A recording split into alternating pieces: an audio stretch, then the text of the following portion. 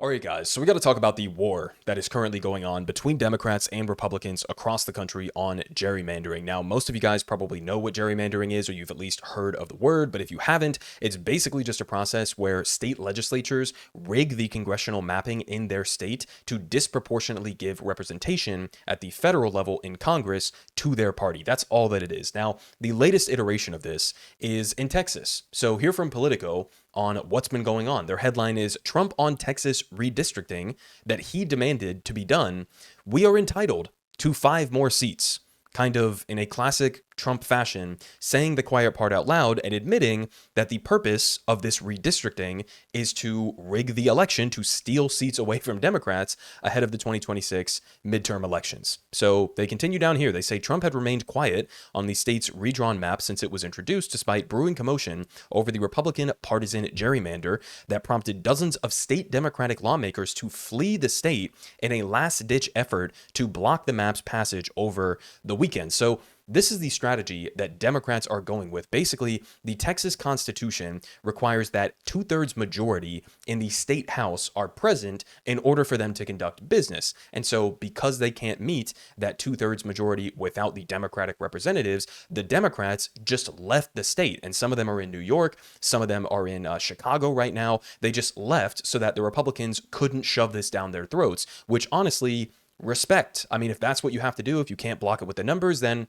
sometimes you got to just kind of run away, I guess, right? Now, they continue down here. They say the map could net Republicans as many as 5 seats in the state. It has triggered an arms race across the country, with Democratic-controlled states, most notably California, pledging to gerrymander their own maps in response, which they absolutely should do. And there's this trend where Republicans disproportionately take advantage of or weaponize the redistricting process in their own favor, and Dems have sort of just like disarmed, or they're bringing a pillow to a gunfight, where they basically have implemented in some of the largest Democratic states an independent redistricting process, right, where it's supposed to be independent, nonpartisan, and it ends up with the congressional districts roughly at least representing the broader population and their political affiliation. Now, obviously, that should be the solution to this problem broadly, and that should be done nationwide, but if Republicans are going to go with this partisan rigging, then Democrats, in order to have a chance at staying in power or gaining power in the 2026 midterms, you got to do the same thing. You got to rig it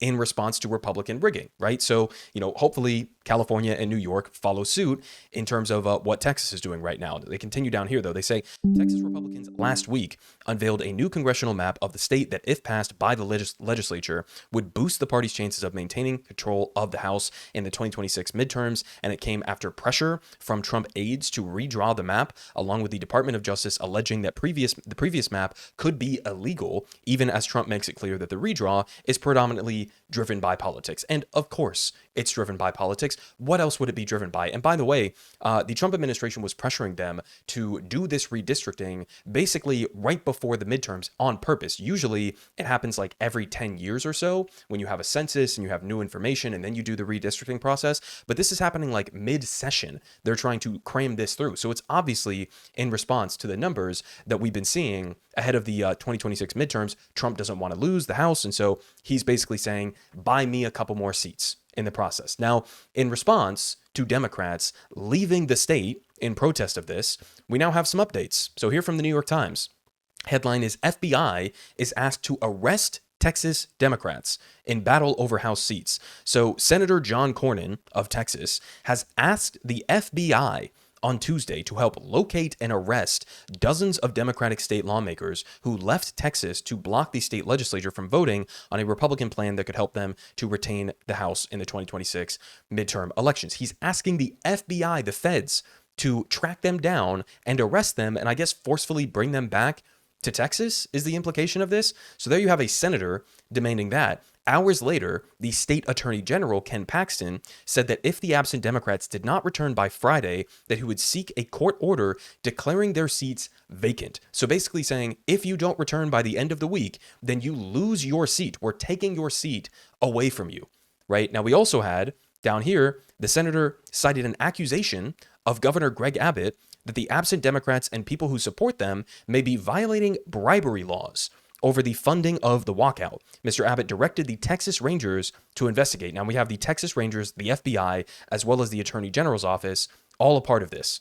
So they say 2 Democratic members who had been absent on Monday showed up at the state capitol on Tuesday, bringing the chamber within just a few members of having a quorum. And in all, 54 Democrats out of the 62 were recorded as absent at the State House, which met for a few minutes just to take roll call. And in response, the Speaker of the Texas House has issued civil warrants for the arrest of the absent Democrats, hoping to compel their return. And Mr. Abbott then directed the state police to assist the Texas House in executing those civil warrants. So we have multiple different things going on. We have a senator requesting the FBI to track down and locate these senators or these House reps from Texas. We have the Attorney General threatening to strip away their seats to force them out of office.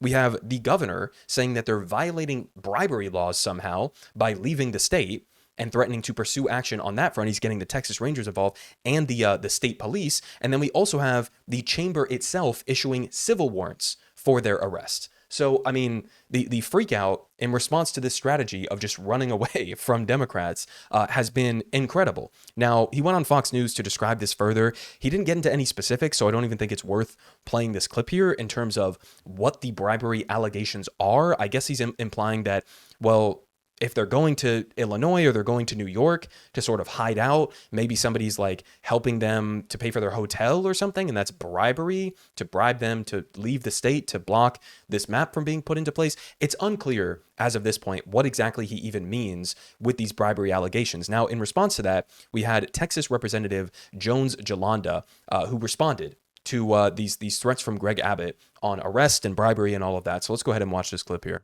I'm a lawyer. A part of my practice is criminal defense work. There is no felony in the Texas Penal Code for what he says. So respectfully, he's making up some shit, okay? He's trying to get sound bites, and he has no legal mechanism. And if he did, subpoenas from Texas don't work in New York, so he gonna come get us how?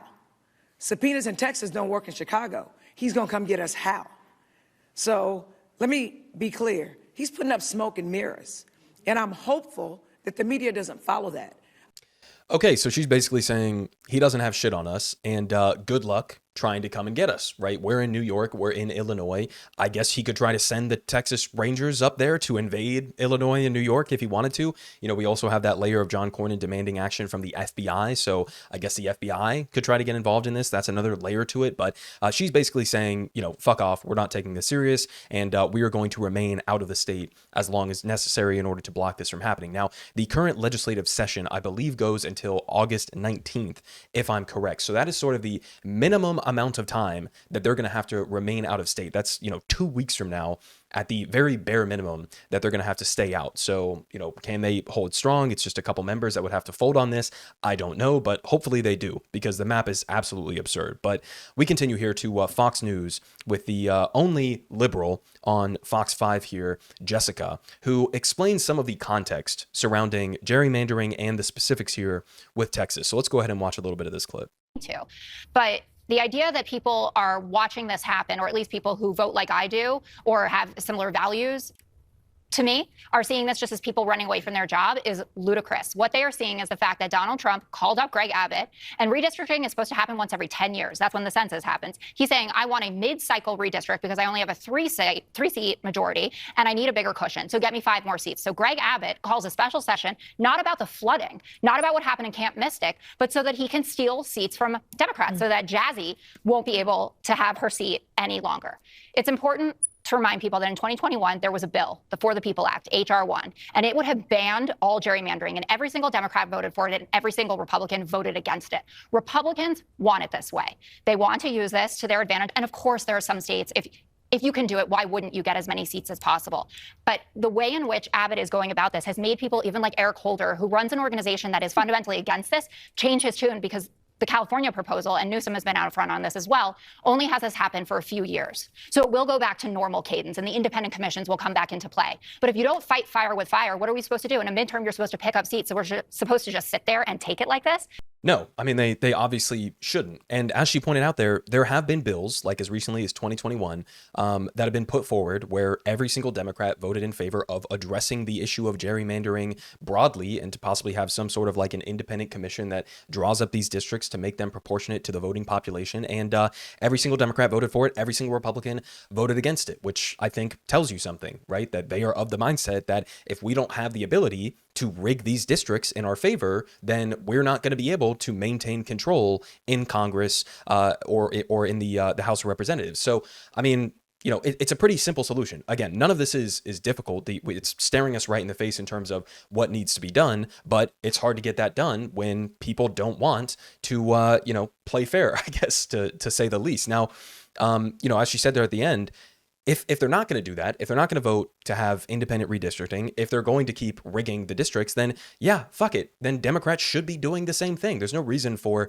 California or New York to unilaterally disarm and say, well, we're going to have independent redistricting on a principled basis. No, fuck that. If they're going to pick up 5 seats because they wanted to steal them in the middle of a cycle, then you need to do the same thing, if not to a greater extent. And then at some point, maybe it gets to such an extreme and absurd level that Republicans will say, okay, fine, we can't play this game anymore. It's gotten out of hand and maybe it isn't working in our favor. Let's finally do something about it. I mean, it would have to get to such an extreme level where, you have states like California and New York that basically have no Republican representation whatsoever, that then maybe Republicans would, come across and we could actually address this issue. But it is frustrating that it's such a simple solution to all of this, and we just can't get to that for no reason at all. Now, we continue here to the response from both Governor Gavin Newsom as well as Kathy Hochul here in a second from New York. But here we have Gavin Newsom responding to what's happening in Texas and whether or not he's going to fight fire with fire in his state of California. Let's go ahead and watch a little bit of this. It's exhausting. I'm sick of it, and I don't want to be on the receiving end of that anymore. I'm sick and tired of being on our heels. Got to be on our toes. It's not about fighting back. It's about leaning forward, and it's about setting the tone and tenor.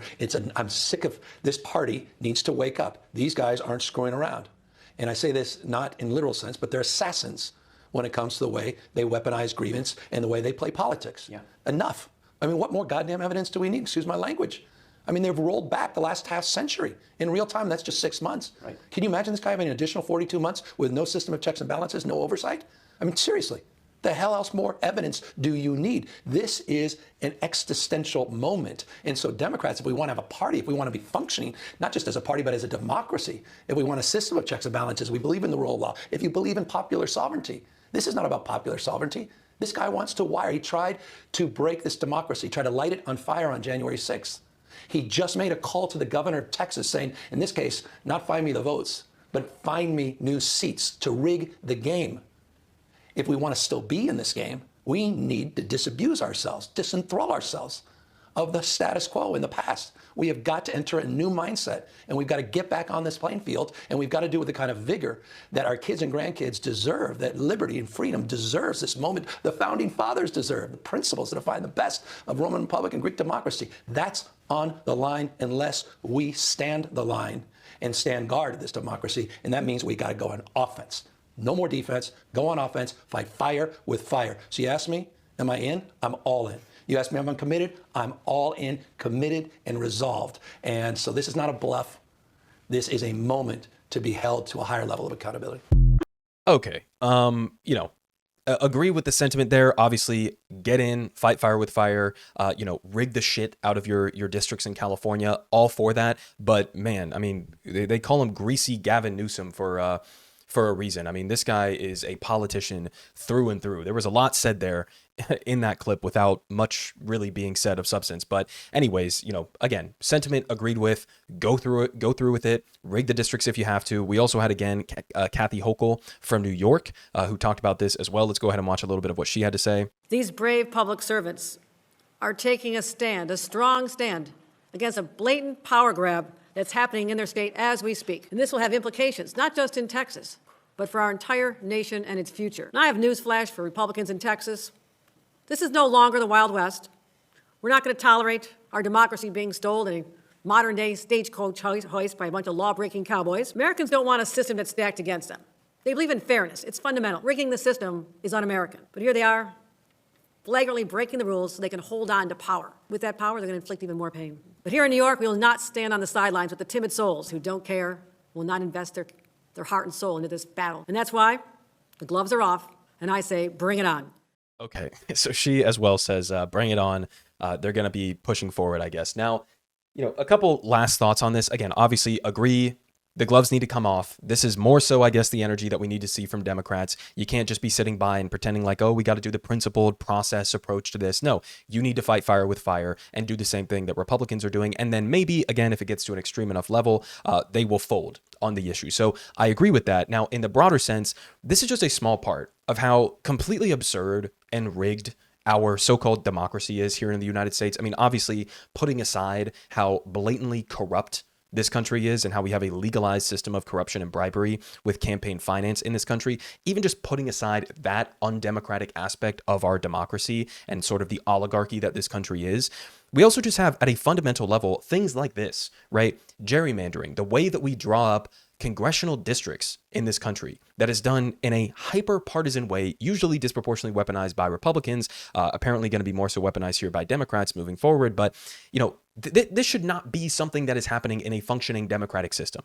Like, this is just, it's ridiculous. It's stupid. It's absurd at face value. And this is not the only level to that, right? You also have the Senate itself, which is designed to be undemocratic, where you have a state like California that has 40 million plus people, and then a state like Wyoming that has 14 people in it, and they get the same amount of Senate representation. That's not democratic. That's not representative. And then even at the national level, at the presidential level, you have the Electoral College, which is also not democratic and is not representative, where you could have a state, let's take my home state of Georgia, for example, that a Republican wins 51% to 49%, and then that Republican gets every single one of the electoral votes. And basically, the votes of anybody who doesn't win in their state, the party that they associate with doesn't win in their state, those votes are meaningless, basically, at the federal level. So at every single layer that you want to look at it in this country, it's like we have these barriers to actual representation, these barriers to democracy that for some reason many people think are sanctified and that they should be held in this ultra high, almost like religious regard, and that we should have respect for so many of these institutions that clearly are failing and clearly are undemocratic, are unrepresentative, are blocking progress. But I don't have that same kind of respect. So yes, gerrymandering is an obvious glaring problem that should be outlawed. We should have independent redistricting. That's a pretty simple way to address all of this. But there are so many other layers to protecting our so-called democracy, as Kathy Hochul was referencing there, as Gavin Newsom was referencing there, that we need to address on top of that. And then the final thing that I'll leave you guys with is that the midterm elections in 2026, yes, having 5 seats stolen from you in Texas would hurt, but this should not even be remotely close. And the reality is that even as Donald Trump's approval rating is going down as time goes on, he's not popular by this point. Republicans are not necessarily popular by this point.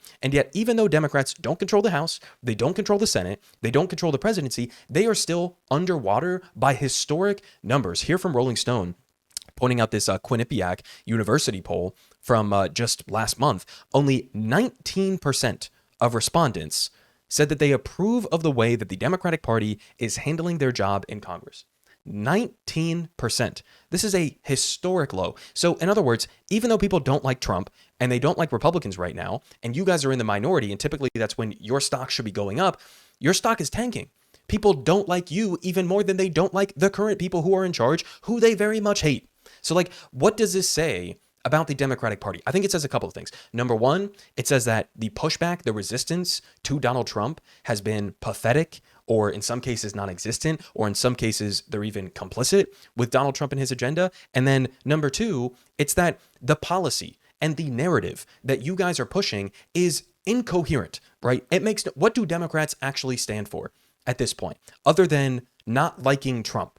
What do you guys stand for? What is your policy agenda? What is the narrative you are trying to sell to the American people without using Donald Trump as sort of the big boogeyman, right? Which obviously Donald Trump is awful and terrible, and his policy agenda is horrendous, but it's like you have to come up with a positive, coherent agenda and a narrative to go with it in order to be popular, in order for people to see that you're fighting for something, that you stand for something. And what do we have from Democrats? Well, you just saw a case study example from Zoran Mamdani in New York City. He gave you the playbook in terms of how to energize people, how to stand principally 10 toes down on a bold left-wing economic populist agenda, and how to stand 10 toes down on a controversial issue like Israel and Gaza. And he dominated. He dominated. He's incredibly popular, right? And what do Democrats do in response to that? Well, they refuse to endorse him, right? Where's Hakeem Jeffries? Where's Chuck Schumer? From his own home state, they still won't back him. So, I mean, not only are they not backing him, but they reject the premise of everything that he stands for.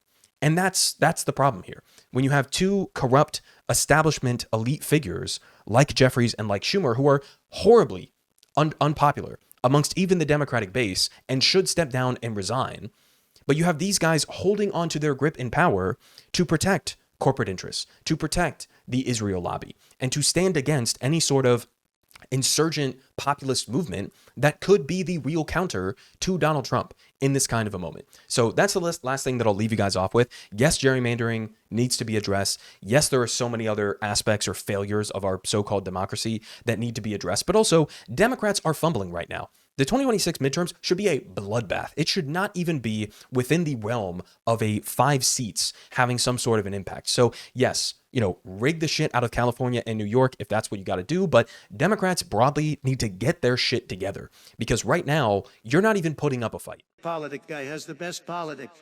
Believe me, no one does it like him.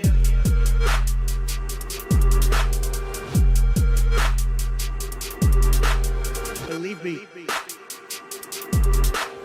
everyone is saying